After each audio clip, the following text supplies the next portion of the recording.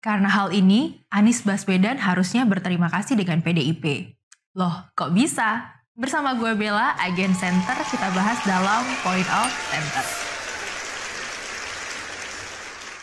Dalam memperingati Bulan Bung Karno, Partai Demokrasi Indonesia Perjuangan mendatangkan puluhan ribu massa dari berbagai daerah di Indonesia. Mereka difasilitasi bus dan akomodasi lainnya agar bisa hadir di Stadion Gelora Bung Karno. Dengan warna merah khas PDIP, massa mereka memerahkan Jakarta. Tentu membuat kemacetan juga di akhir pekan. Hadirnya puluhan ribu massa PDIP ini tentu harus disyukuri oleh Anies Baswedan. Sebab apa? Sebab gini, dengan hadirnya massa PDIP ini ke Jakarta, mudah-mudahan rakyat di seluruh pelosok Indonesia dapat melihat langsung karya nyata Anies Baswedan di Jakarta. Anies yang sukses memimpin Jakarta selama 5 tahun tentu tak perlu mengeluarkan budget untuk mempromosikan keberhasilannya pada masa PDIP yang secara politik adalah rivalnya. Malah PDIP seakan menyuruh masanya, nih, lihat langsung kesuksesan Anies menata Jakarta. Sebab apa?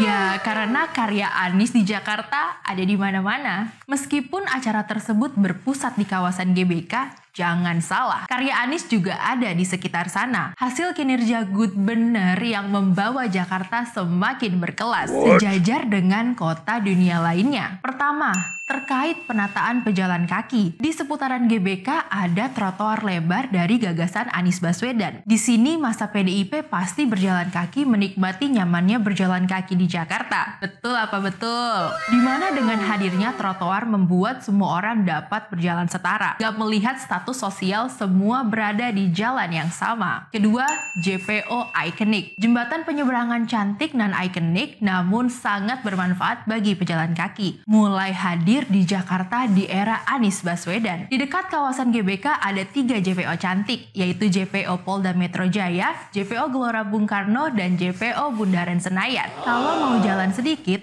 ada JPO Pinisi yang gak begitu jauh dari GBK. Mantap bener kan? Mereka bisa selfie dengan karya Anies. Promo gratis lagi nih buat Anies, malah langsung ke keluarga simpatisan PDIP. Wah, pasti keluarganya komen, keren ya Jakarta gara-gara Anies Baswedan. Ketiga, bus listrik. Warawiri bus listrik di koridor 1 yang bersampingan dengan Gelora Bung Karno bisa menjadi promosi bagi Anies untuk mempromosikan program transportasi publik berbasis listrik yang sudah berjalan di Jakarta. Masyarakat daerah yang ingin merasakan gimana nyamannya naik bus listrik bisa mencobanya. Dan nanti sampai di rumah bisa menceritakannya kepada keluarga jika program Pak Anies bukan kaleng-kaleng. Selain penyediaan transportasi publik, juga penyelamatan lingkungan.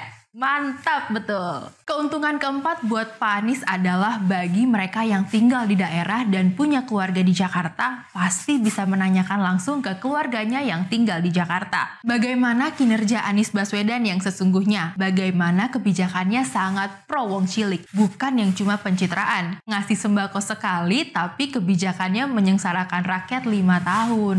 Itu tadi hal yang secara nggak langsung keuntungan bagi Anies Baswedan saat PDIP mengundang masanya di Jakarta. Apalagi Ibu Mega berpesan, salah pilih 5 menit bisa rugi 5 tahun. Nah, seharusnya PDIP menggelar acaranya di Jateng biar sekalian mempromosikan Ganjar. Yuk Centerian, doakan Anies Baswedan kepada Allah Subhanahu wa Ta'ala, Tuhan Yang Maha Esa, agar dapat menjadi pemimpin kita semua di tahun 2024 mendatang yang sudah teruji dan terbukti di Jakarta, nextnya di Indonesia. Anies Baswedan untuk rakyat Indonesia. Mari kita aminkan. Mari subscribe Center Indonesia agar terus menyala untuk menjadi cahaya terang demi menuju perubahan dan persatuan Indonesia di 2024 mendatang. Wassalamualaikum.